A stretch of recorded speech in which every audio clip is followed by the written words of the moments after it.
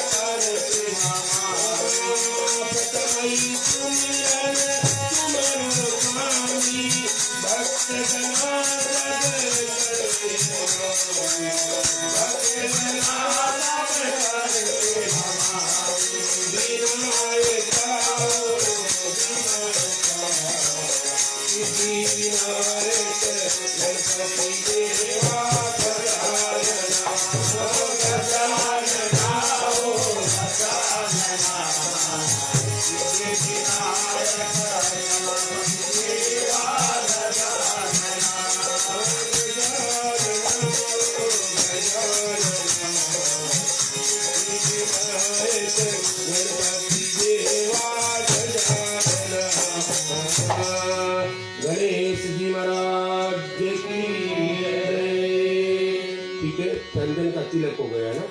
ठीक है, माला को लेते हाथों में भगवान से प्रार्थना करते यथाशक्ति पुष्प को बटोर कर चूर कर माला बनाए, प्रभु आप इसे स्वीकार करें।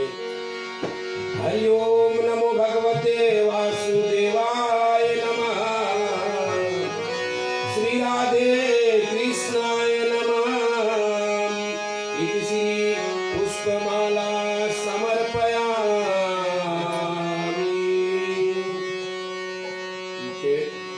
फूल अगर हो तो भागवत में इधर चढ़ा देना, कुछ इधर दे देना हम लोग को।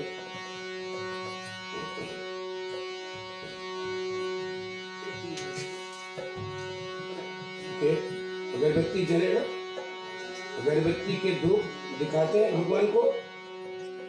ठीक है, साथ में दीपक को भी दिखाएंगे, प्रार्थना करते कि भगवान इसका जो सुगंध है और जैसा ये दीप जल रहा है संसार में सबके जीवन में इसी तरह ज्योत को जलाए रखे प्रभु। साथ में इस अगरबत्ती का जो सुगंध है सबके जीवन में इसी तरह सुगंधमय रखे। हरि ओम नमो भगवते वासुदेवाय नमः, श्री राधे कृष्णाय नमः। इति श्री धूप दीपम समर्पयामि। ठीक है, कंदमूल फल मेवा मिष्टान को हाथ में लेते हैं। यदि कोई और प्रसाद लेके आए अपने साथ में आ जाए। ठीक है, जल से आचमन करे भैया। और एक फूल भी रखो, जल से आचमन कर लो। ठीक है, रख लो कटोरी साथ में, हाथ लगा लो भैया। ठीक है, भगवान से प्रार्थना करते कि जल से आचमन कर रहे हैं ना भैया, कि प्रभु इस कंदमूल फल में मिष्टान को मैं आपके समक्ष में अर्पण करता हूँ। प्रभु आप इसे स्वीकार करें। और इस जैसे माँ सेवरी के घर पर जूठे भैर को खाए थे प्रभु, मगर आपका पदार्पण यहाँ पर है और हमारे पास वो दृष्टि नहीं प्रभु आपको देखने के लिए। प्रभु आप ऐसी कृपा करें इसको और प्रसाद हम जितने भी भक्तगण बैठे हुए इसको प्रसाद के रूप में ग्रहण करें करना चाहते हैं और प्रभु इसको आप भोग लगाए, ऐसी कृपा करें। हरि ओम नमो भगवते वासुदेवाय नमः।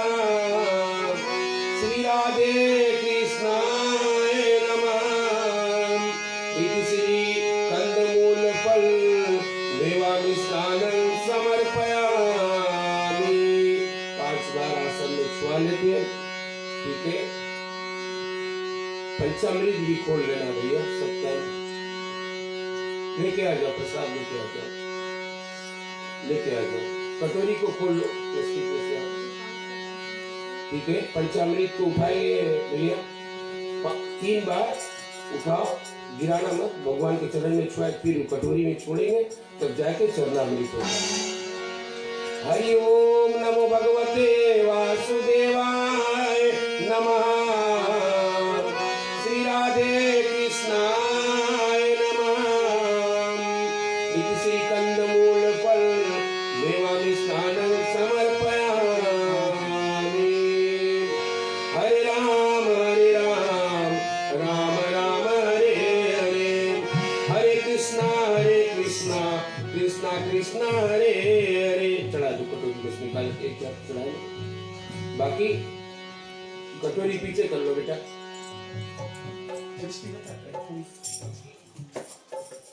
भैया एक कटोरी सब हुआ पीछे कर लो। बोलो कृष्ण चंद्र भगवान की जय।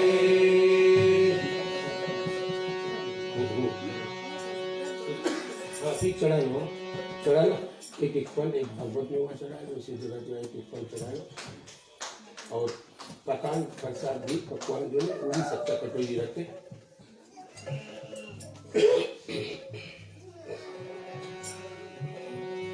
ठीक है। भाव से एक बार फिर सभी लोग को अभिनंदन करते, जो लोग देर से आए, और चलते हैं हर रात्रि की तरह मुख्य जो भजन है हमारे मंडली का, उससे और कथा को श्री गणेश करेंगे।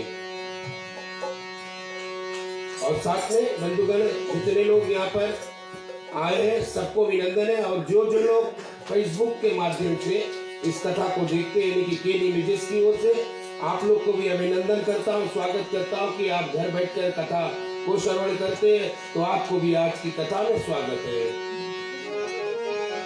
हरे राम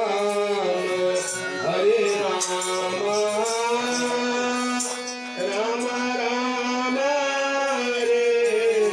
हरे, हरे कृष्ण कृष्ण कृष्ण हरे हरे, हरे राम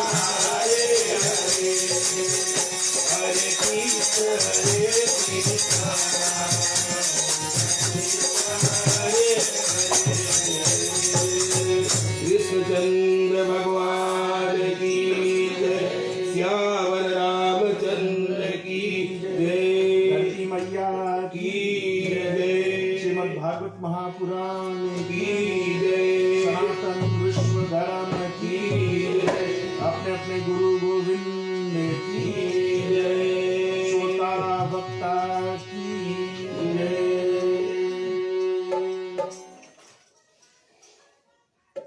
आदरणीय उपस्थित देवियों सज्जनों, माताओं, भाई बहनों तथा बच्चों, हमारे मंडली के ट्रस्टीगण, हमारे पूज्य मामा जी, हमारे मंडली के ऑडिटरगण और जितने भी भक्तजन यहाँ पर उपस्थित हुए हैं, सभी को मंडली की ओर से, ग्राहक परिवारों की ओर से और मंडली के प्रधान जी की ओर से हार्दिक हार्दिक स्वागत करते हैं। बंधुओं, कथा में जाते हैं तो कई प्रकार का सीख हमको मिलता है, बहुत शिक्षाएं हमको मिलती है। हमारे समक्ष में हमारे पूज्य मामा जी उपस्थित हुए हैं। देखो, उनका लालसा कथा के प्रति कितना है मैं बताता हूं। जितने दिन वो यहां पर पहुंच नहीं पाते, हमको कॉल करके बताते हैं कि आज मेरी ओर से फूल अर्पण कर देना।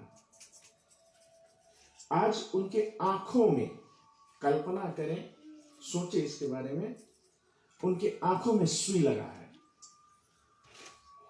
लेकिन कथा के प्रति, भगवान के प्रति, सत्संगत के प्रति इतना बड़ा प्रेम है कि कल मिस किया, सोचा आज ना मिस करें, आज पहुंच आए हैं।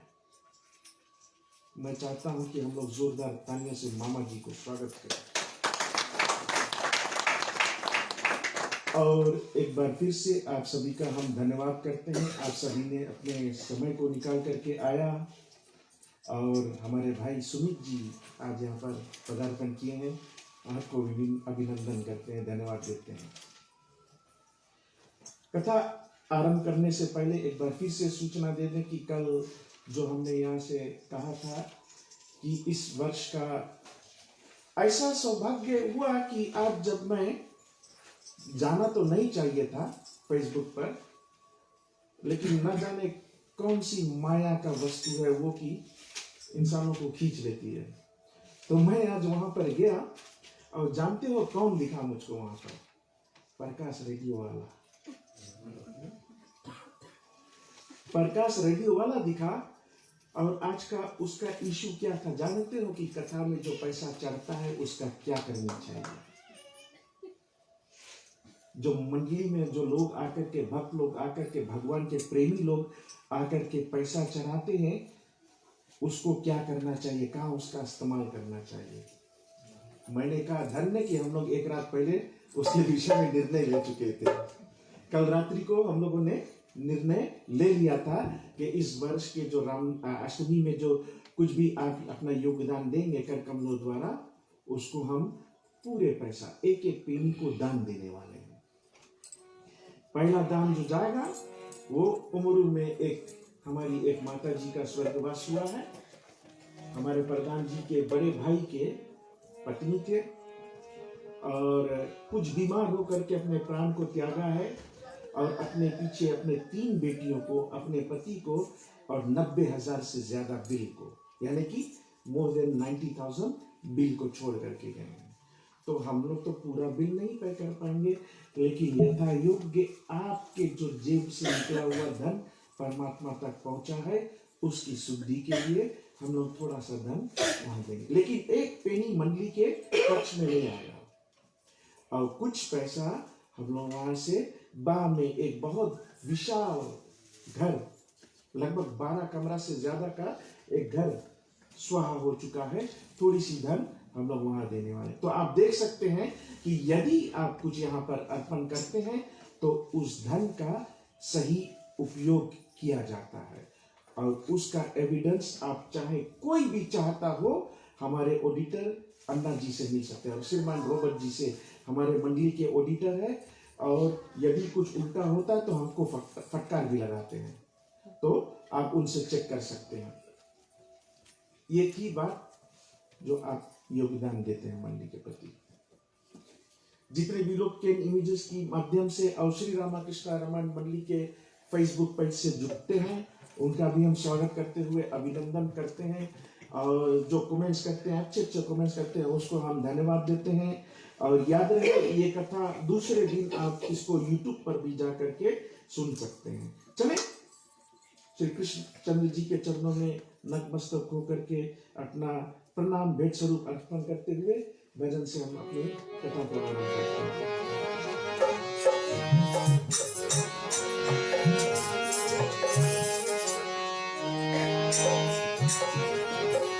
कान्हा कन्हैया नंद लाला, कान्हा कन्हैया नंद लाला, ओ मुरली वाला, ऐसी बजाए मुरली, मुरलिया जादू है।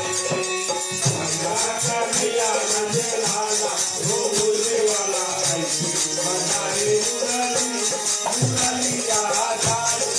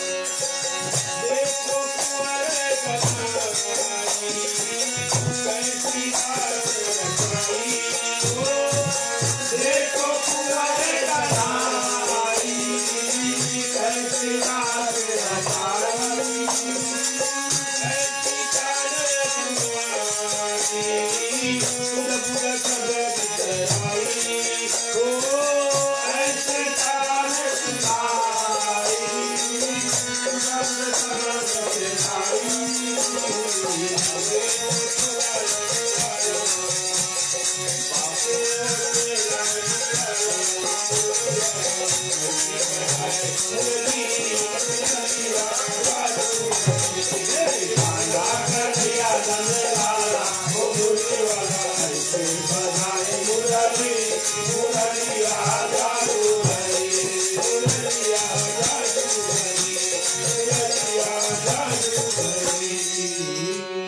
कृष्णचंद्र भगवान की। तो प्रिय भक्तजनों, श्री कृष्ण जी के अनेक भक्त हुए। ऐसा नहीं कि कलयुग में कोई कृष्ण का दर्शन नहीं कर सकता है। कलयुग में भी भगवान का दर्शन कई लोगों ने किया, कई संतों ने किया। ऐसे ऐसे संतों ने किया कि हम कल्पना भी नहीं कर सकते। बहुत सारे संतों ने कलिकाल में भी परमात्मा का दर्शन किया। एक तो सभी कोई जानते हैं, कलिकाल में तुलसीदास जी ने भगवान का दर्शन किया।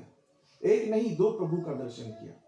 क्षमा करें, एक का दर्शन किया और एक प्रभु ने तुलसीदास जी का दर्शन किया। तुलसीदास जी ने हनुमान का दर्शन किया इसी कलिकाल में, और राम जी ने उनको तिलक दिया। तो कलयुग में भी कठिन नहीं है, केवल परिश्रम की आवश्यकता है। नामदेव जी महाराज, नामदेव महाराज जानते हो कौन संत है? एक दिन वो रोटी बना रहे थे, रोटी पका रहे थे, रोटी बना रहे थे और एक कुत्ता आया, एक रोटी लेकर के भागा। एक कुत्ता आया, वहां से रोटी उठाया अपने मुख पर और लेकर के भागा। नामदेव जी अभी रोटी बना रहे हैं, वहीं पर स्टॉप कर दिए, रोक दिए रोटी बनाना। और क्या करते हैं, घी का डब्बा लेकर के कुत्ते के पीछे भागते हैं कि ठहरो प्रभु, ठहरो ठहरो। जो लोग देख रहे हैं कि नामदेव जी कुत्ते के पीछे भाग रहे हैं, सोच लिया कि जना पगलाएंगे। क्यों? अरे कुत्ता एक रोटी लेकर के भाग रहा है, उसके पीछे वो रोटी वापस चाहता है, इतना ज्यादा वो रोटी वापस चाहता है कि घी का डब्बा लेकर के मारना चाहता है। लेकिन नामदेव जी के दिमाग में कुछ और है कि प्रभु ठहरो, रोटी सूखा है, आप पचा नहीं पाओगे, लो मैं घी देता हूं, घी लगा करके खाना, अच्छी तरह से खा पाओगे। ये नामदेव जी कलिकाल के पैदा हुआ संत है। और कुत्ते के पीछे जाते रहे। कुत्ता अचानक से रुका, कुत्ते में से प्रभु प्रकट हुए और नामदेव जी से बोला कि नामदेव जी तुम कौन से इंसान हो, कैसे इंसान हो? कुत्ते में भी हमको पहचान गए, कुत्ते में भी। लेकिन प्रिय आत्मिक बंधुगण, नामदेव जी पहले बार नहीं भगवान को पहचाने। एक बार एक घटना हुई शमशान भूमि में। वहां पर एक मटके का घड़ा को रखा गया और लोगों ने कहा कि ये घड़ा हम लोग शमशान भूमि में भूल करके आ गए, वहीं छोड़ करके आ गए और उसको वापस लाना है। तो रात्रि का समय, शाम हो गई थी, लोग शमशान भूमि जाना नहीं चाहते। नामदेव जी ने कहा कि मैं जाता हूं और उस मटका को वापस लेकर के आता हूं। नामदेव जी गए और वहां पर बहुत सारा शोर शराबा सुनाई दिया। भूत प्रेतों ने कुछ आवाज दी। जैसे ही नामदेव जी ने इस आवाज को सुना, वहीं पर बैठ करके कीर्तन भजन करने लगे और शमशान भूमि से प्रभु को प्रकट करा दिया।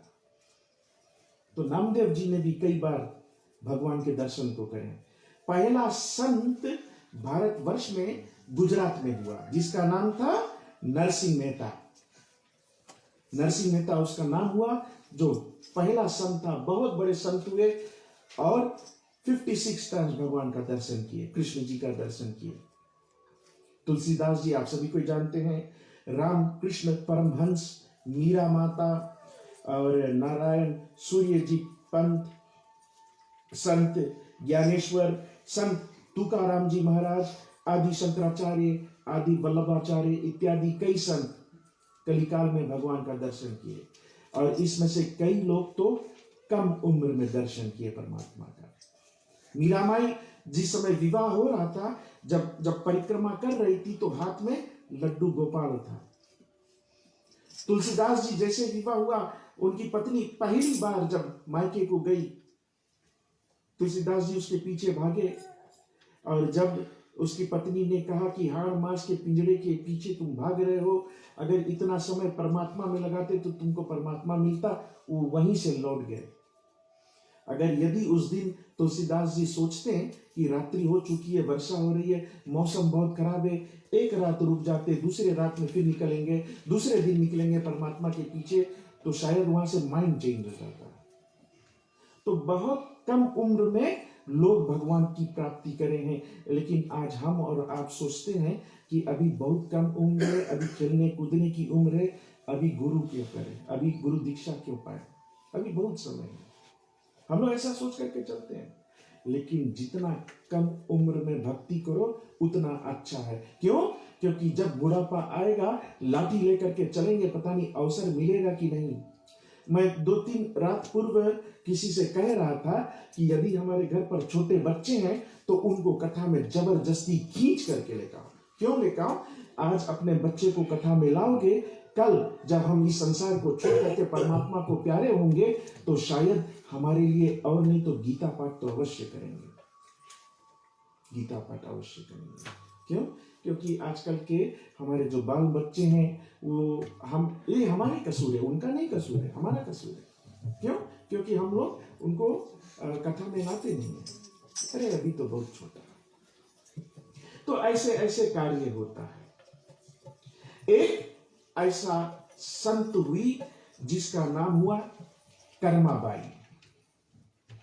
कर्माबाई 13 साल की उम्र में उसके माता पिता कुछ दिन के लिए बाहर जा रहे थे।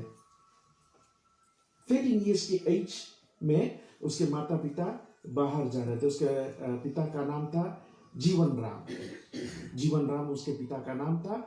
वे लोग बाहर जा रहे थे और बाहर जाने से पहले सोचा कि कृष्ण की सेवा कौन करेगा। तो 13 साल उम्र के कर्माबाई से कहा कि ये तुम्हारी जिम्मेदारी है कि तुम्हें परमात्मा की सेवा करनी है।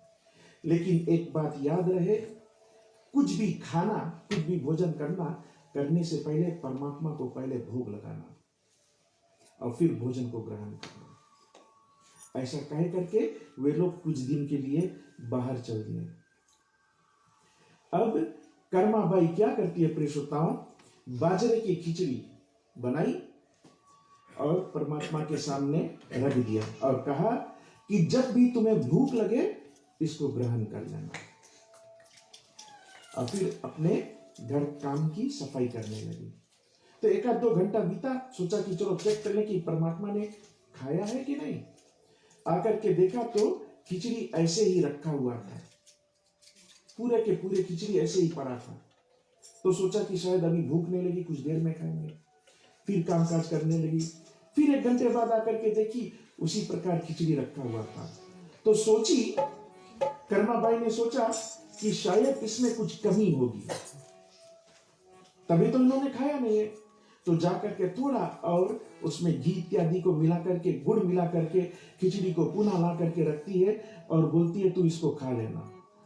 अब 10-10 मिनट पे आकर के चेक करती है और बोलती है परमात्मा तू इसको खा ले, तू इसको खा ले, तू इसको खा ले। लगभग में शाम, क्योंकि पहले परमात्मा भोजन करेगा तब मीराबाई उसको खाएगी। अब भगवान तो खा नहीं रहे। शाम हो गई, फिर आकर के परमात्मा के सामने आंसू गिरा करके बोला कि हे प्रभु आप इसको ग्रहण करो ताकि उसके बाद हम उस प्रसाद को लें। तो उस समय उस मूर्ति से आवाज आई कि कर्माबाई तूने तो पर्दा दिया नहीं है, पर्दा कर तभी तो हम खाएंगे। तो कर्माबाई क्या करती है, अपने दुपट्टा को उठा करके वहां पर एक पर्दा बनाती है और मूर्ति में से कृष्ण जी निकल करके उस प्रसाद को ग्रहण करते हैं। और वहां से एवरी डे उस प्रसाद को ग्रहण करते हैं जब तक कर्माबाई की माता पिता वापस नहीं लौटे। ऐसे संत भी केवल 13 साल की एक कन्या पेश होता है। तो हम और आप अपने आप को भक्त मानते हैं, तो भक्ति से क्यों वंचित रहे? सभी को मिलजुल करके परमात्मा ने एक दिन आज हमको दिया है परमात्मा के भक्ति करने के लिए। खूब मन से कीर्तन करे, भजन करे, तालियों द्वारा सेवा करे और परमात्मा की स्तुति करे।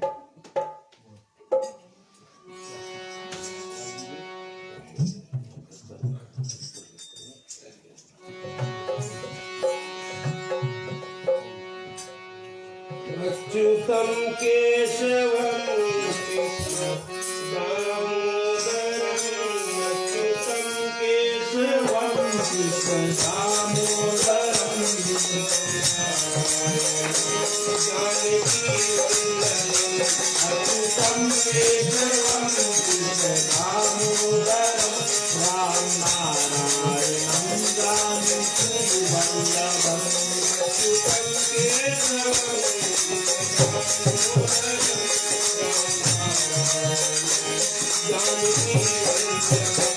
अच्युतम केशवम कृष्ण दामोदरम, राम नारायणं जानकी वल्लभम। और कहते हैं भगवान आते नहीं, और कहते हैं भगवान आते नहीं, और कहते हैं भगवान आते नहीं, और कहते हैं भगवान आते नहीं। जैसा गिराते नहीं, जैसा गिराते नहीं,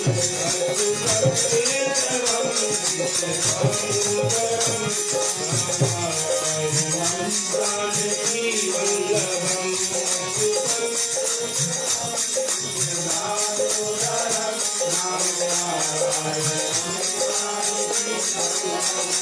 और कहते हैं भगवान सोते नहीं, और कहते हैं भगवान सोते नहीं, और कहते हैं भगवान सोते नहीं, और कहते हैं भगवान सोते नहीं, और कहता सुलाते नहीं, और सुलाते नहीं।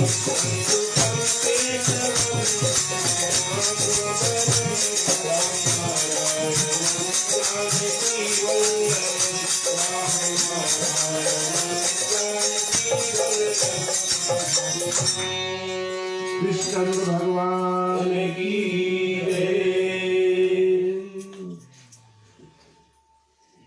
तो कल की कथा में कई ऐसे लीला का वर्णन हम लोगों ने सुना। बंसी की लीला, आज बंसी के गीत से हमारा कथा भी आरंभ हुआ।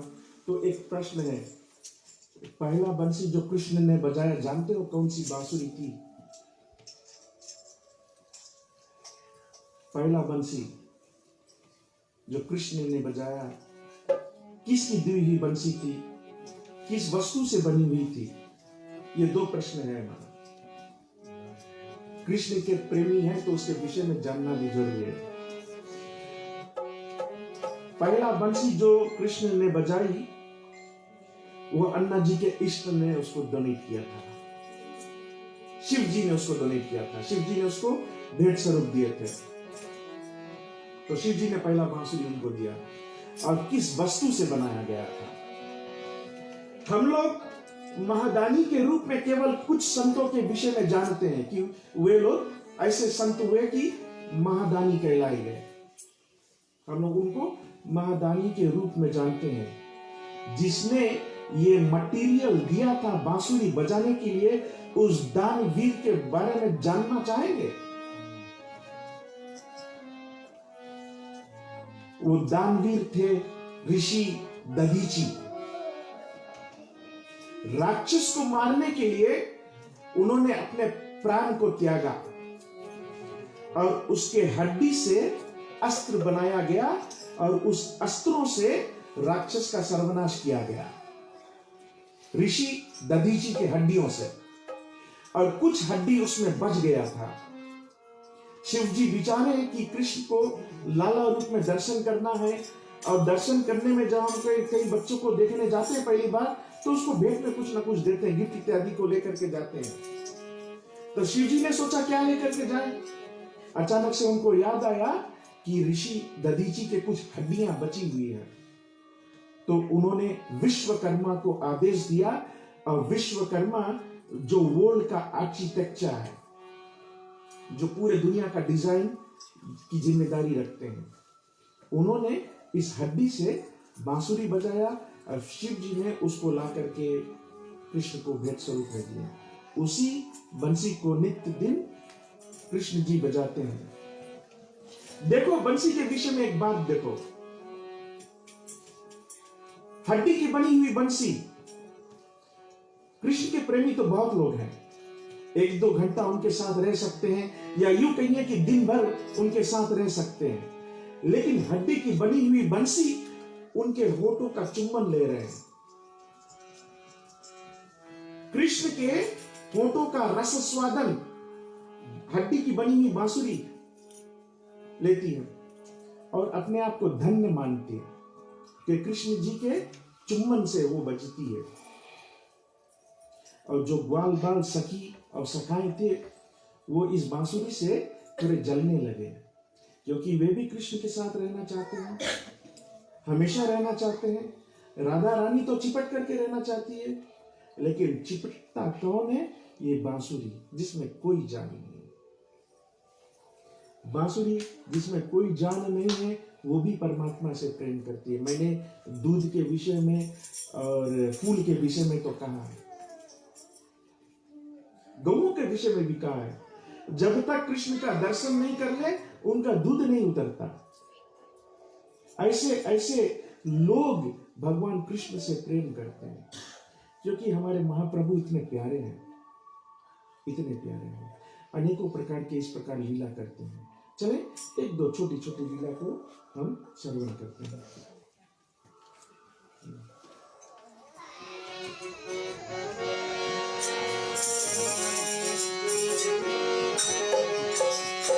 शंकर के गले में ढोले ओ नाग देव बोले बोले, शंकर के गले में ढोले ओ नाग देव बोले बोले, नाग देवा नाग देवा नाग देवा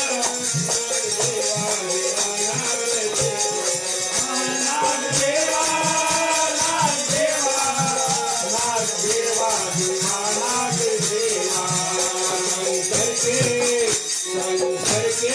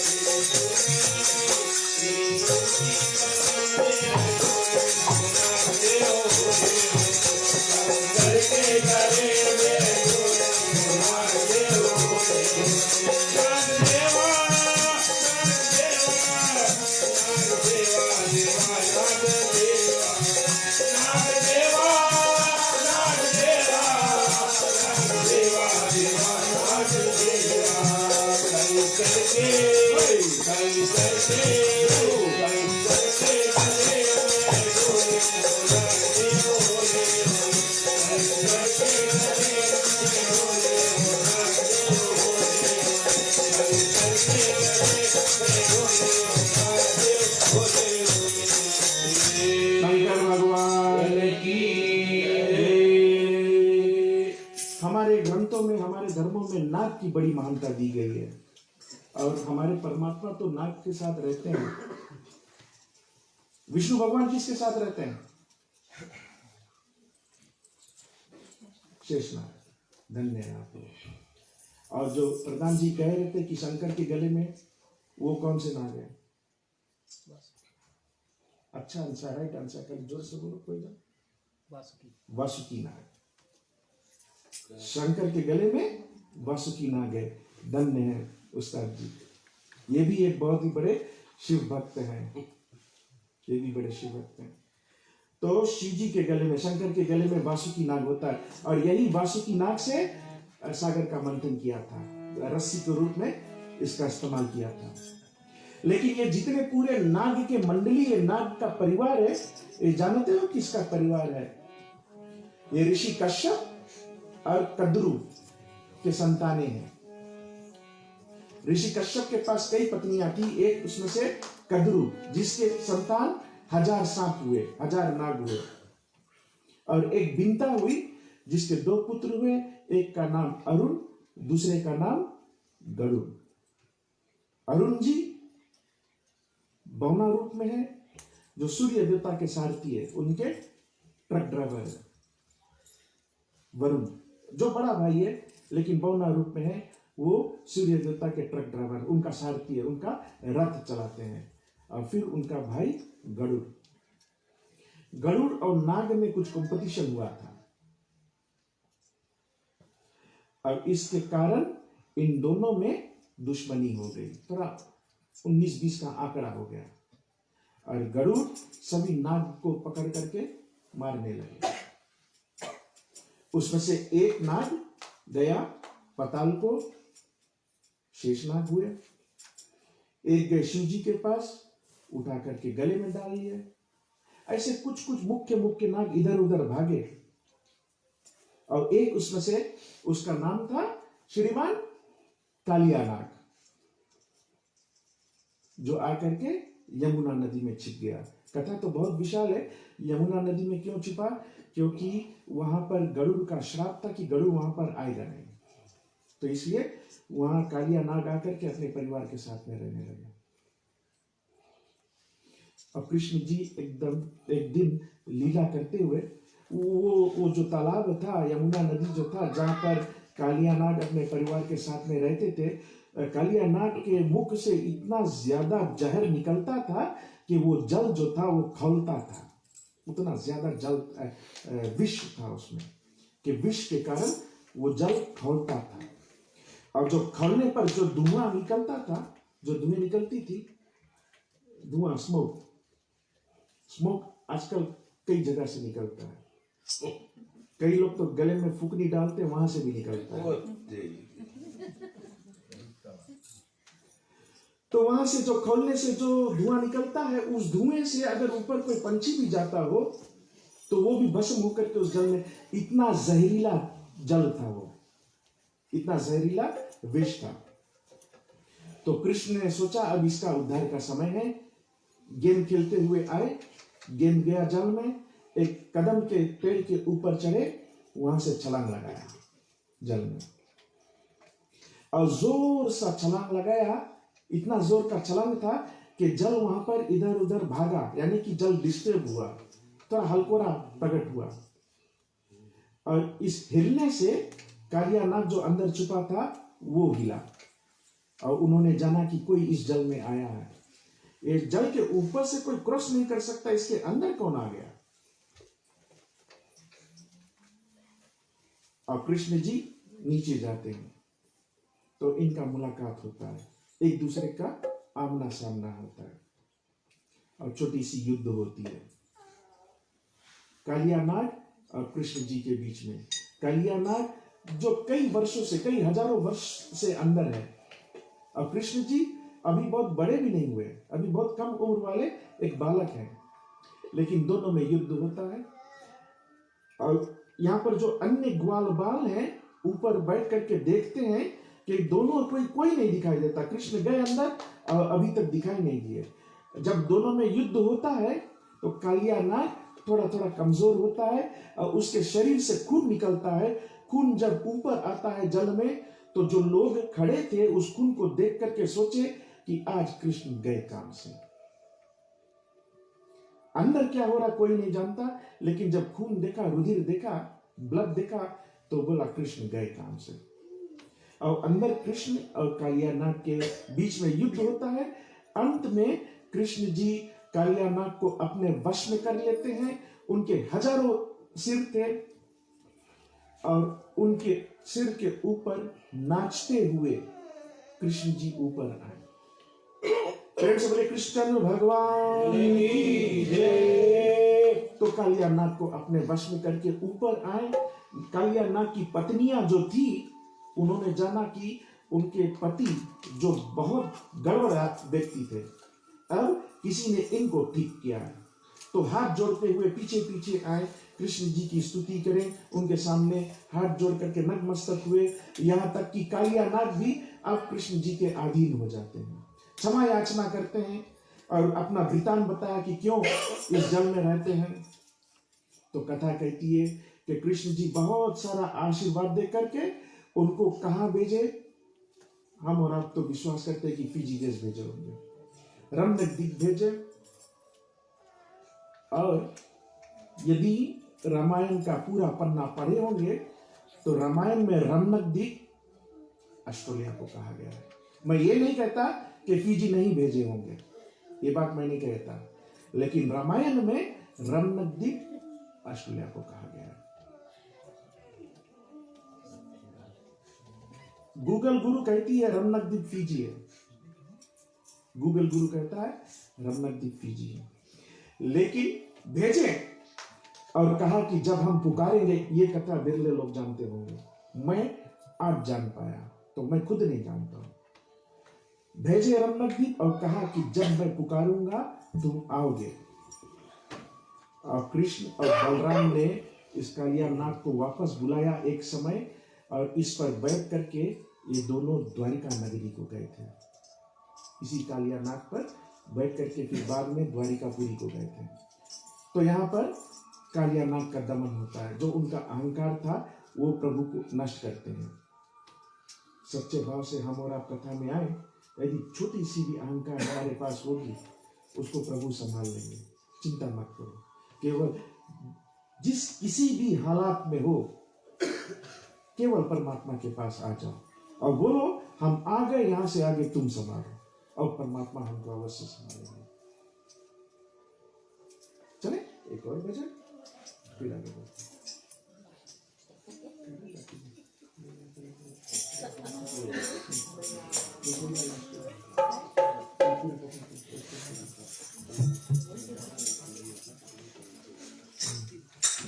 तो आगे की कथा पेश होता है भजन पर होगी। ये कथा हम लोग सोचे थे कल करने के लिए, लेकिन लीला थोड़ी ज्यादा हो गई थी तो उस कथा को आज लेकर के आए हैं। बड़ा सुंदर सा भजन है। ये भजन कभी पुराना नहीं होगा। अभी से 20-25 साल बाद, 50 साल बाद भी इस भजन को गाएंगे, उस दिन भी ये भजन नया के नया रहेगा। ये कृष्ण जी का एक बहुत सुंदर सा भजन है। सभी कोई मिलजुल करके इसमें भाग लेंगे, सभी कोई तालियां बजाए। यदि बगल में कोई बैठा ताली नहीं बजा रहा है तो उसको देख करके चिल्ला चिल्ला करके जोर से ताली बजाओ। श्री कृष्ण भगवान की राधिका गोरी से गिरज के छोरी से मैया करा दे मेरे राधिका गोरी से गिरज के छोरी से मैया करा दे मेरे राधिका गोरी से गिरज के छोरी से मैया करा दे मेरे राधिका गोरी से गिरज के छोरी से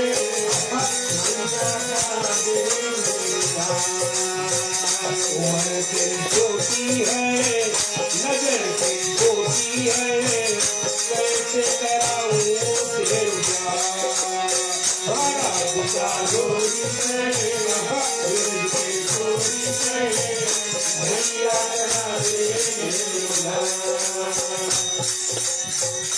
एक शाम को कृष्ण जी मैया के साथ में आंगन में घूम रहे थे, तो अचानक से कृष्ण की दृष्टि गई, एक मोर और मोरनी दिखाई दिया। तो माँ से पूछा, मोर जो साइज में थोड़ा बड़ा था, पूछा ये कौन है? बोला ये मोर है। तो उसके साथ में कौन है? मोरनी है। तो मोर और मोरनी साथ क्यों है? मैया सोचती है, फिर कहती है ये पति पत्नी है, इसीलिए साथ में है। साथ में ये लोग घूम रहे हैं, विहार कर रहे हैं। अब ये बात तो सुनकर के कृष्ण जी कहते हैं कि मैया अगर ये पति पत्नी है तो मेरी पत्नी कहाँ है? मेरी भी पत्नी होनी चाहिए। तो मैया कहती है कि ऐसे नहीं पत्नी मिल जाए मुफ्त में, बड़ा होकर के काम काज करके मेहनत करके घर द्वार बना करके तब विदा होता है। नहीं मैया, हमको पत्नी अभी चाहिए और तुरंत मेरा ब्याह कराओ, मेरा ब्याह रचाओ। जो ना ब्याह कराए तेरे गैया नाई चलाऊंगा, जो ना ब्याह कराए तेरे गैया नाई चलाऊंगा, जो ना ब्याह कराए तेरी गैया नाई चलाऊंगा, जो ना ब्याह कराए तेरी गैया नाई चलाऊंगा। किस बात रे मैया तेरी गैया पे लाऊंगा, आज के बाद मैया तेरे चौखट पे लाऊंगा। आएगा रे मजा अपनी चाल कर राधिका गोरी से ब्रज के गोरी से मैया करा दे मेरा। नगर से छोटी है, नगर से छोटी है, कैसे कराऊं तेरे प्यार राधिका गोरी से ब्रज के गोरी से मैया करा दे मेरा। माता कहती है कि कृष्ण तुम अभी बहुत छोटे हो, अन्ना साइज हो, अभी तेरी उम्र नहीं हुई ब्याह के, अरे कैसे तुम्हारी शादी होगी? तुम तो काम काज भी नहीं करते हो। कृष्ण जी कहते हैं नहीं मैया मैं काम करता हूँ। कौन से काम करते हो? अरे मैं गाय तो चराता हूँ, वो काम नहीं है। अच्छा गाय तो चराता हूँ, मेरा विवाह तुरंत करा दो। तो मैया कहती है कि तुम अभी बहुत छोटे हो, ये उम्र नहीं है, सरकार हमको चार्ज कर देगा तुम्हारा ब्याह के लिए। तो कृष्ण जी अब ब्लैकमेल करते हैं, लोगों क्या कहते हैं कि मैया अगर तुम हमारा ब्याह नहीं कराओगे आज से गाय चराना बंद, तो नहीं चराऊंगा तेरी गाय को। जिद करते हैं, और यदि गाय चराने भेजोगी मारपीट करके तो जाऊंगा, लौट कर नहीं आऊंगा आज के बाद। अब तो आन पर आ गई है कि तो मेरा ब्याह कराओ, कि तो घर द्वार छोड़ करके हम आज निकल गए। चंदन की चौकी पर मैया तुझको बैठाऊंगा, चंदन की चौकी पर मैया तुझको बैठाऊंगा, चंदन की चौकी पर मैया तुझको बैठाऊंगा, चंदन की चौकी पर मैया तुझको बैठाऊंगा। अपनी राधा से मैं चरणन तेरे दबवाऊंगा, अपनी राधा से मैं चरणन तेरे दबवाऊंगा। भोजन में बनवाऊंगा बनवाऊंगा छप्पन प्रकार के राधिका गोरी से ब्रज के गोरी से मैया करा दे मेरा। नगर से छोटी है, नगर से छोटी है, कैसे कराऊं तेरे प्यार राधिका गोरी से ब्रज के गोरी से मैया करा दे मेरा। कृष्ण जी मस्का मार रहे हैं, मक्खन लगाए, मक्खन चोरी तो कर सकते, आज मक्खन लगा भी रहे हैं, बता लगा रहे, पुलिस लगा रहे। बोले देखो मैया एक बात बताता हूँ, यदि आप मेरा ब्याह करा दोगे बहुत फायदा आएगा, बहुत ज्यादा बेनिफिट है हमारी शादी कराने पर। देखो भैया, एक जब पत्नी आएगी तो दिन भर तुम्हें बैठना पड़ेगा। ये जो दूध दही माखन बनाती हो नहीं बनाना पड़ेगा माँ, तुम्हारे हाथ कभी खराब नहीं होंगे। माँ, आप मेरा ब्याह करा दो, मैं वचन देता हूँ कि आपको बैठा करके अपनी ही पत्नी से आपका पैर दबवाऊंगा। देखो, एक तो आपको चलना नहीं पड़ेगा और फिर एक दासी आपको फ्री मिल जाएगी, आपके पैर नित्य दिन दबाएगी, दिन भर दबवाऊंगा। और एक और सबसे बड़ा बात माँ, थोड़ी थोड़ी आपकी उम्र हो रही है, 80 बरस पर तो कृष्ण जी इनको मिले। याद रहे बंधुओं, जिस दिन कृष्ण जी आए नंद बाबा के घर पर, मैया का उम्र था 80 बरस का। तो समय तो काफी हो चुका है ना, उम्र तो काफी हो चुकी है। तो दिन भर काम काज करती है। अब कृष्ण जी मस्का मार रहे हैं कि खाना पानी भी नहीं, भोजन भी नहीं बनाना पड़ेगा। अनेक प्रकार के, अगर आप चाहोगी तो अपनी पत्नी से 56 प्रकार का भोजन एवरीडे बनवाऊंगा। एक भी नहीं, दो भी नहीं, 4 भी नहीं, 56 प्रकार का भोग आपको बनवा कर खिलाऊंगा। ये मेरा आपसे वचन है। खाली एक छोटा सा काम आप करो, हमारा ब्याह कर दो, बचा सब काम हम औरत के लिए मांगेंगे। छोटी सी दुल्हनिया में डोलेगी, छोटी सी दुल्हनिया जब अंगना में डोलेगी, छोटी सी दुल्हनिया जब में डोलेगी, छोटी सी दुल्हनिया जब अंगना में डोलेगी, तेरे सामने मैया वो घूंघट ना बोलेगी, तेरे सामने मैया वो घूंघट ना बोलेगी। बाबू के जाको जाको बैठे दीवार में, चोरी से चोरी से राधिका डोरी में, चोरी में मैया का दे मेरा। उम्र तेरी छोटी है, नजर तेरी छोटी है, कैसे कराऊं तेरा। राधिका डोरी में, चोरी से मैया का दे मेरा। माँ इतनी बात को सुन करके कहती है, माँ मन ही मन मुस्कुरा रही है कि नन्हा सा बालक ब्याह कराना चाहता है, छोटे से बालक शादी करना चाहता है। तो माँ हंसती है मन ही मन और कहती है कि कृष्ण, अभी तुम बहुत छोटे हो, बहुत कम उम्र वाले हो, इतने उम्र में कोई ब्याह नहीं करता है। तो कृष्ण जी बार बार जब सुनते कि मैया कहती है कि तुम अभी बहुत छोटे हो, बहुत छोटे हो, बहुत छोटे हो, तो एक नया पुलिस मारा कि मैया यदि हम छोटे हैं तो जो पतो आएगी ना वो भी छोटी होगी। अब जरा सोचो मैया कि एक छोटी सी दुल्हनिया को जब मैं लाऊंगा, वो अंगना में इधर उधर चलेगी, कितना क्यूट लगेगा, है ना? बहुत सुंदर लगेगी मैया। जो अंगना में फूल है उससे अच्छा तब लगेगा जब तुम्हारी पतो अंगना में चलेगी।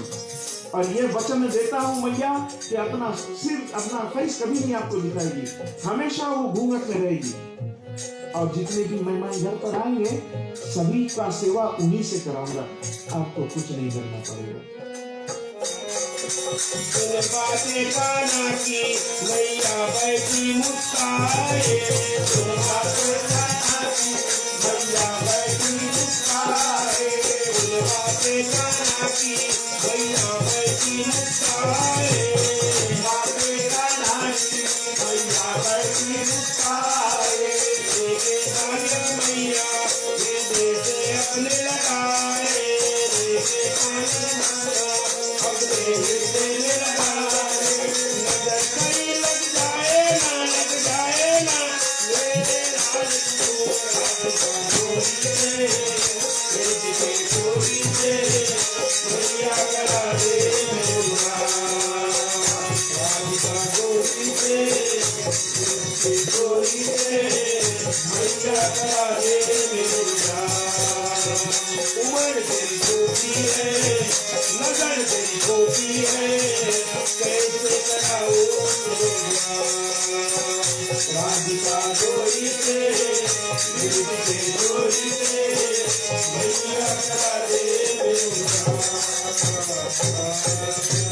राधे कृष्ण चंद्र भगवान की जय। मैया लाला के इतने बातों को सुन करके मन ही मन मुस्काती हैं, प्रेम में लीन हो जाती है, क्योंकि जब छोटे से लाला इतना वक्तव्य को अपने मुख से निकालते हैं, मैया सुनती, मैया के कानों में जब वो बातें पड़ती हैं तो बहुत अच्छा लगता है।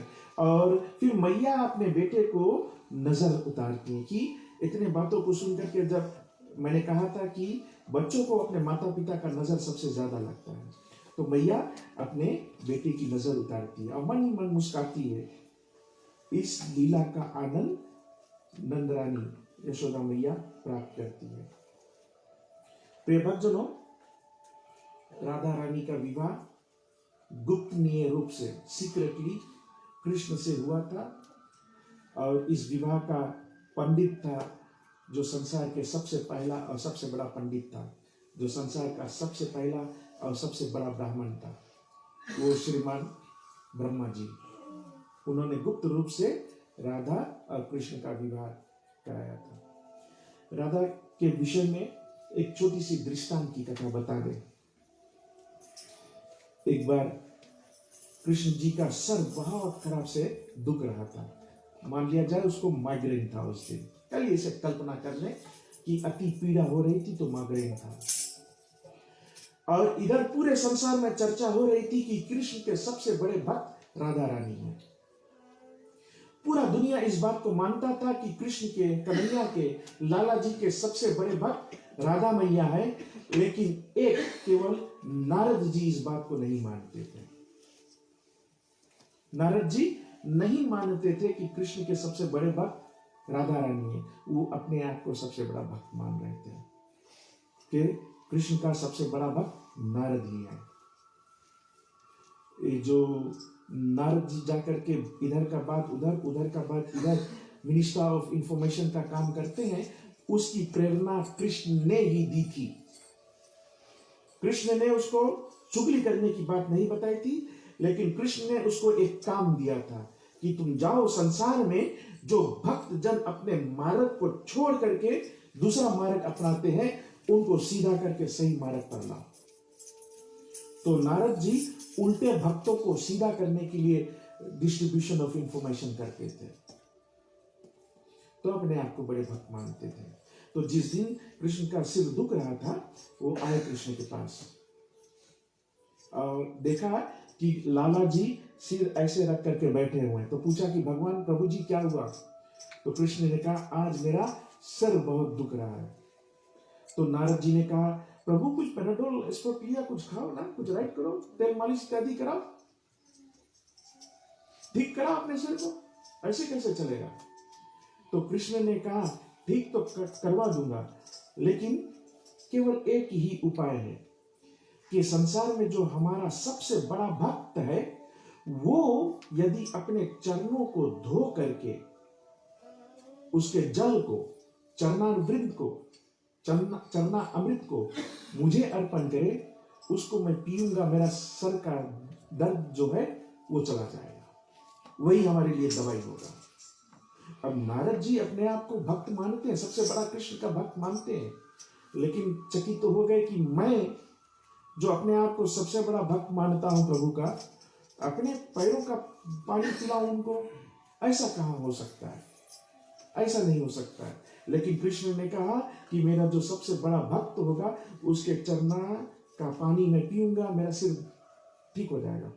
तो नारद ने एक उपाय सोचा कि मैं अपने आप को इसका बड़ा भक्त मानता हूं, लेकिन ये मेरे लिए अपराध होगा कि अपने पैरों का जल उनको पिलाऊं। चलो, पूरा दुनिया कहती है कि उसके सबसे बड़ा भक्त राधा है, उसके चरण के पानी देते हैं, देखो मिलता है कि नहीं, और फिर सिर ठीक होता है कि नहीं। तो गई राधा के पास और राधा जी से कहा कि प्रभु के सिर में दर्द हो रहा है, और उन्होंने कहा कि जो सबसे बड़ा भक्त होगा, उनके पैरों का जल धो करके अगर उसको पिलाएंगे वो ठीक हो जाएगा। बस राधा रानी इतना ही बात सुना, तुरंत गई, जल भरा, अपने चरण को धोया और नारद जी के हाथों में दे दिया, लेकर के जाओ और हमारे प्रभु को ठीक करो। जब राधा रानी ने ऐसा कार्य को किया, नारद जी शर्मा गए। पेश होता हूं कि देख लो, सचमुच ये सबसे बड़ा भक्त प्रभु का है। इन्होंने तनिक भी देर नहीं की सोचने में कि उनका चरण का जल प्रभु पिएंगे, लेकिन तुरंत अपने चरण को धो करके जल दे दिया ताकि उनके प्रभु ठीक हो जाए। ऐसे राधा रानी है। पेश होता हूं।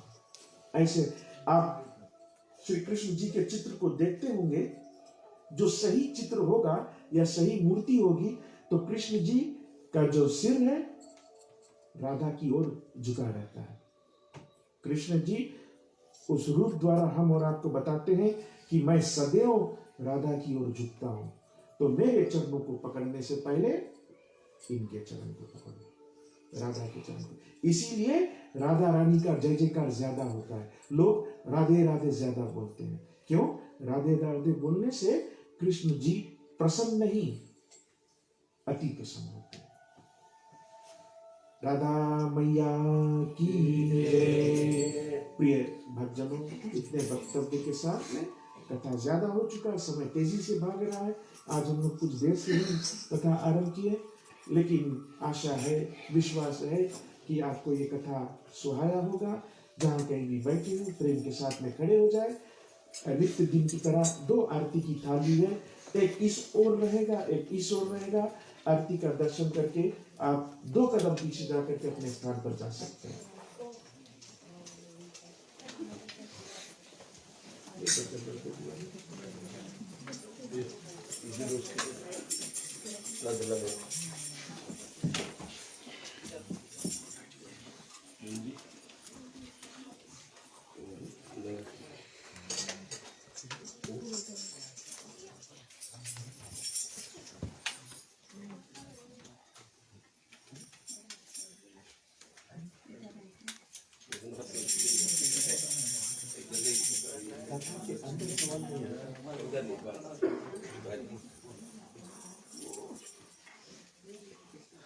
कृष्णचंद्र भगवान की जय। सभी लोग भाव से आकर आरती ले सकते हैं, किसी को रोक नहीं है। भागवत भगवान की आरती ओ आरती, पापियों पाप से है तारती ओ तारती। भगवान की है आरती ओ आरती,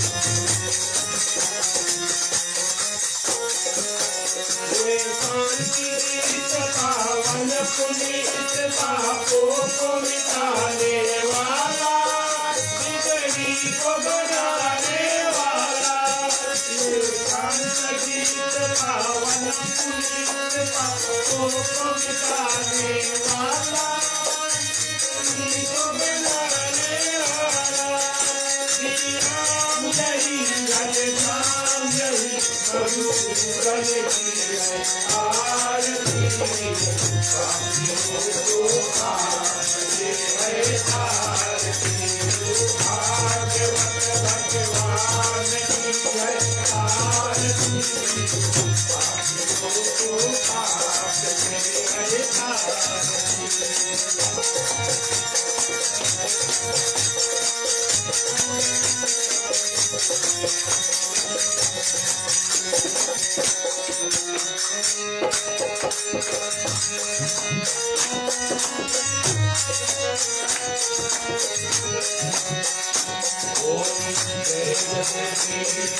हरे स्वामी जय जगदीश हरे, साधुओं के संकट साधुओं के संकट सबके दूर करे, जय जगदीश हरे, ओ जय जगदीश हरे, जय जगदीश हरे, साधुओं के संकट साधुओं के संकट हमें दूर करे, ओम जय जगदीश हरे। जो भावे भल पावे, दुख दिन से मन का, जो भावे दुख दिन से मन का, ये दुख संपत्ति घर आवे, दुख संपत्ति घर आवे, सज्जन के मन का, ओ जय जगदीश हरे, ओ जय जगदीश हरे, जय जगदीश हरे, साधुओं के संकट साधुओं के संकट सबके दूर करे, ओ जय जगदीश हरे। आरती कीजिए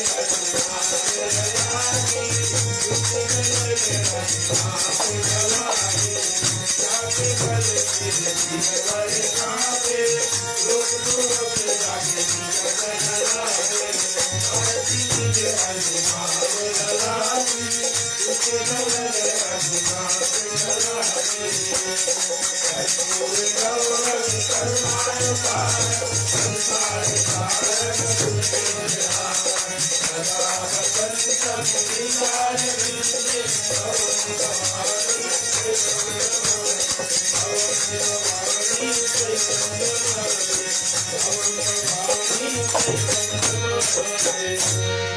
मंगलम भगवान विष्णु मंगलम गरुड़ध्वजाय मंगलम पुंडरीकाक्षाय मंगलाय तनोहरि सर्वमंगल मंगले शिवे सर्वार्थ साधिके शरण त्र्यंबके गौरी नारायणी नमोस्तुते नारायणी नमोस्तुते नारायणी नमोस्तुते बोल शंकर भगवान की जय।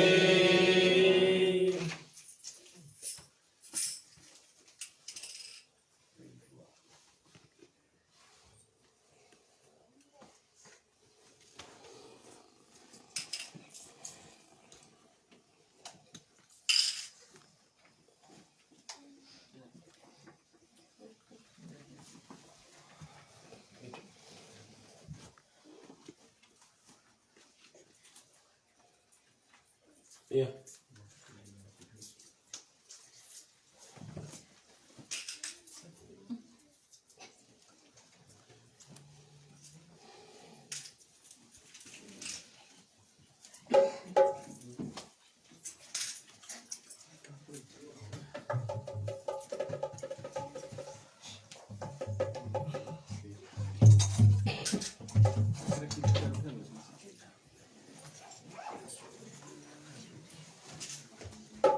ठीक है बंधुगण, भाव से सभी लोग आरती लेंगे और अपने अपने स्थान पर बैठेंगे। जब तक कि आप आरती लेंगे, चलिए एक हरिनाम संकीर्तन करें, उसके बाद में कथा को विराम करेंगे।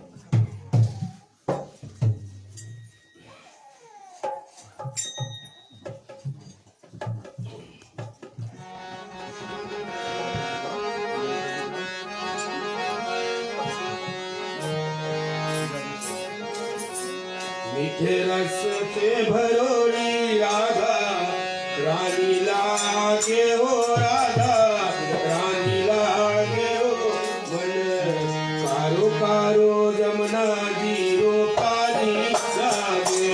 मीठे रस के भरोड़ी राधा रानी लागे, राधा रानी लागे। मन कारो कारो जमुना जीरो पानी लागे।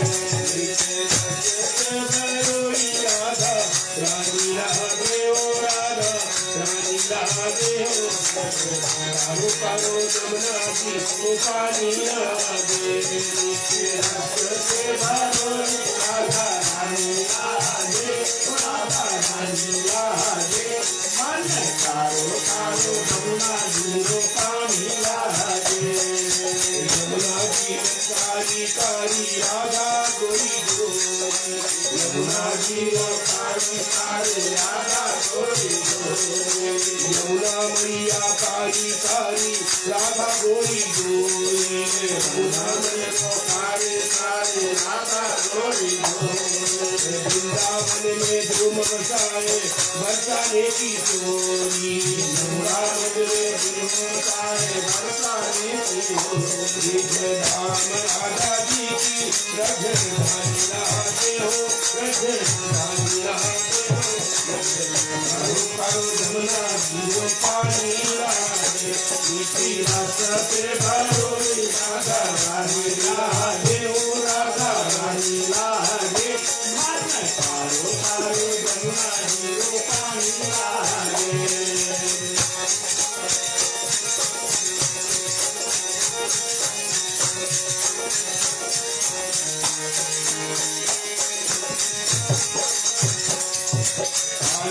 मुरली में तेरे सुमिरो बारंबार। मुरली में तेरो सुमिरो बारंबार। मोतिन रूप धरे मनमोहन तौ न पावे पार। मोतिन रूप धरे मनमोहन तौ न पावे पार। की चली पथरानी लागे, पथरानी लागे। कारो कारो जमुना जीरो पानी लागे। मीठे रस के भरोड़ी राधा रानी लागे, राधा रानी लागे। मन कारो कारो जमुना जीरो पानी लागे। कारो कारो जमुना जीरो पानी लागे। मन कारो कारो जमुना जीरो पानी लागे। तो अंत में बंधुगण, हर रात्रि की क्षमा, हर रात्रि की तरह क्षमा प्रार्थना को करेंगे, क्योंकि हम लोग सब क्षमा कर देते तो भगवान से हम लोग क्षमा चाहते हैं। क्योंकि हमारे पास वो गुण विद्या नहीं है जो भगवान के चरण में हम जिसको लेकर आना चाहिए, इसीलिए हम क्षमा प्रार्थना को करते हैं। मंत्रहीनम क्रियाहीनम भक्तिहीनम जनार्दनम। यदि पूजत मया देवं परिपूर्ण तदस्तु मे। अहं न जानामि विसर्जनम्। पूजार्चु न जानामि क्षमस्व परमेश्वरम्। ॐ अस्तु मां सद्गमया तमसो मां ज्योतिर्गमया।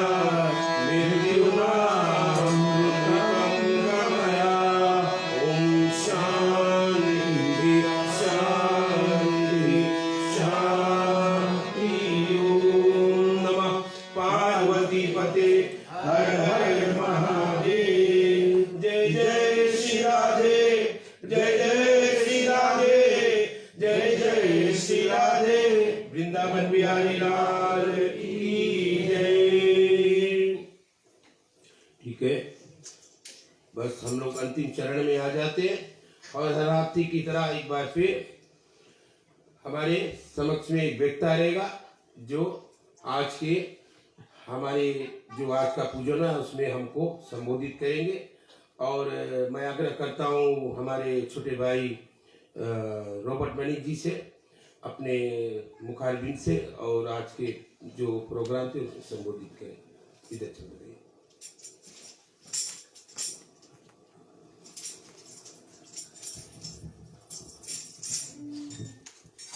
राधे राधे सबके। राधे राधे। धन्यवाद प्रचारक जी, मंडली के प्रधान तथा सभी मंडली के संतगण। हम विशेष धन्यवाद देते विकास भाई को जो इस पंडाल में बनाकर हमें एक मंदिर की तरह दिया है। हम सोमवार से आते हैं यहाँ पर, हमें नहीं लगते कि मैं किसी के घर पे जाते हैं, मुझे यही लगता है कि एक मंदिर में आते हैं और जैसे जैसे दिन जाता है वैसे वैसे हमें जनाता है कि हम कुछ यहाँ से मिस करते जाएंगे। एक क्वेश्चन मैं आप लोगों से करता हूँ कि सबसे कीमती चीज क्या है इस देश में? कोई अगर जाने तो बोलिए प्रधान।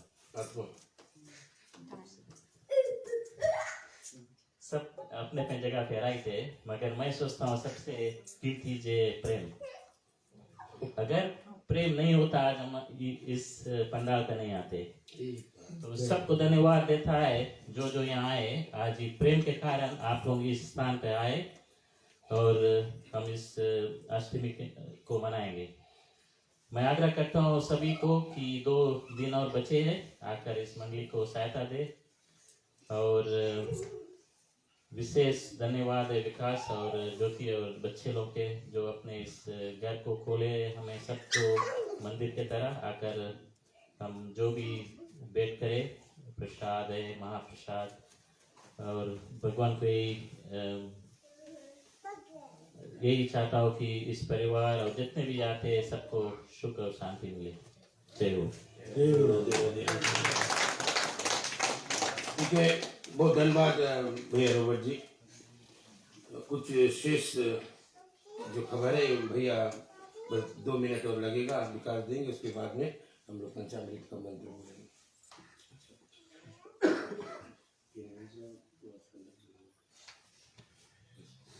तो प्रिय बंधुगण, मैंने कथा से पूर्व कहा था, कल रात्रि में कहा था कि यदि आप कुछ धन इत्यादि से मंडली को सहायता प्रदान कर रहे हैं तो उसको हम मदद करने वाले हैं। पूरे फंड्स को हम चैरिटी में देने वाले हैं। किसी का सहयोग होगा, किसी के काम में आएगा। हम लोग सोशल ऑर्गेनाइजेशन है और हमारा काम केवल धन इकट्ठा नहीं करना है। मुख्य कार्य तो हमारा प्रचार, धर्म का प्रचार है और धर्म की शिक्षा इत्यादि को बांटते हैं, खुद भक्ति करते हैं, औरों को भक्ति कराते हैं, औरों को ये अवसर प्रदान करते हैं कि थोड़ी सी हरि नाम संकीर्तन हो जाए, हरि भजन हो जाए, हरि कथा हो जाए और फिर प्रसाद, महाप्रसाद इत्यादि तो ग्रहण करते हैं। फिर बंधुगण, यदि किसी को अपने द्वार पर पूजा पाठ भी कराना है उसके लिए भी हम तात्पर्य होते हैं। हमारा मुख्य उद्देश्य होता है धर्म का कार्य।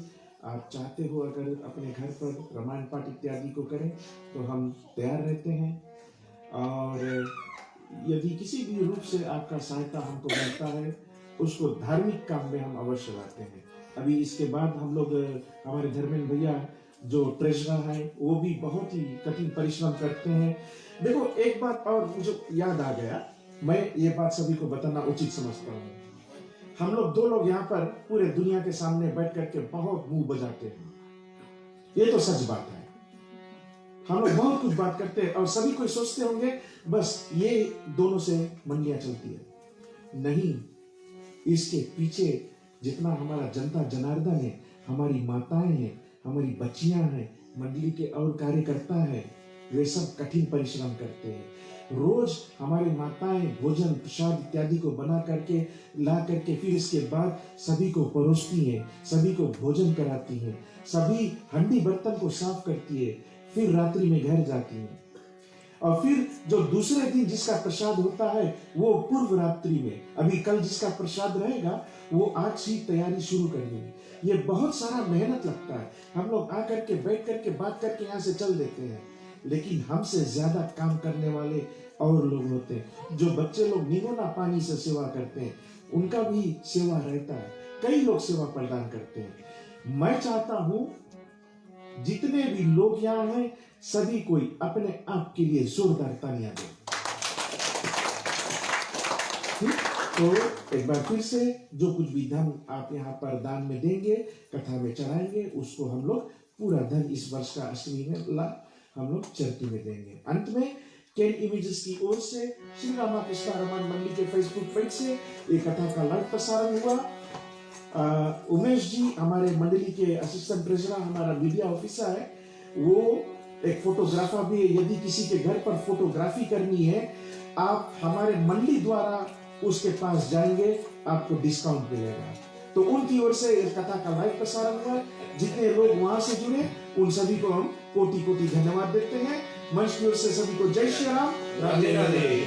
हो पालनहारे निर्गुण और न्यारे, हो पालनहारे निर्गुण और न्यारे, तुम्हारे बिना हमारा कोई नहीं, प्रभु के बिना हमारा कोई नहीं।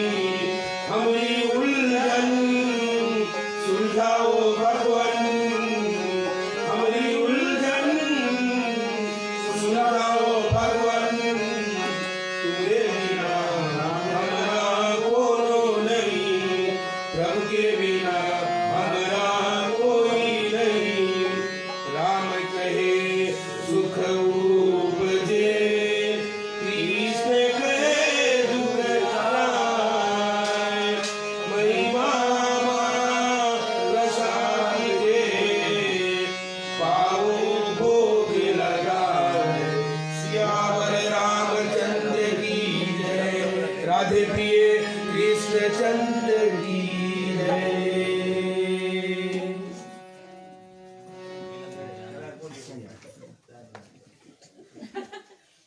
ठीक, आप लोग ऐसे खड़ा है के नाम ज्वाइन कर लो या तो नमस्ते कर लो, जैसे हो। बड़ा भैया आप भी खड़ा हो जाओ, उधर उधर घुस गए। सबके राधे राधे। राधे राधे राधे, जय श्री राम।